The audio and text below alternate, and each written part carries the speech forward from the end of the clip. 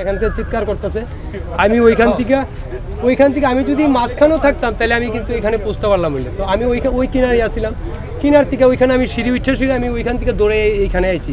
দৌড়ে এখানে প্রথম আমি ঝাঁপ দিছি জলে। ঝাঁপ দেওয়ার পরে সে মনে একদম গায়েব জলের নিচনে, মানে আমি এসে তারে হাতও দেখতে পারছি। তখন আমি ওইখানে প্রথম আমি ওইখানে খোঁজ করছি, তারপরে আরও 2-3 জন পোলাপাইন আইছে ওইখানে এসে জলে নেমে সেটা তারা আমার সঙ্গে তারাও একটু খোঁজ খবর করছে, কিন্তু তারপর আমরা আর পাইছি না এটা। কিন্তু 1 মিনিটের সময়টা যদি হাতে থাকতো, আমি যদি এখানে এসে তার হাতও যদি দেখতে পারতাম, অবশ্যই আমি মানে অপ্রান্ত চেষ্টা করলাম বলে। কিন্তু দুঃখের বিষয় এখানে আয়াসিরা তার এই জলের মধ্যে আর কিছুই দেখতে পারছি, একদম জল যেভাবে চলাফেরা করছে একদম এরকমভাবেই আছে, মানে পুরা নিচে গেছে। এটাই খুব দুঃখ লাগতেছে আর কি, ঘটনাটা চোখের সামনে আমরা এখানে সব সময় আমরা এখানে স্নান করি, সাঁতার কাটি, কিন্তু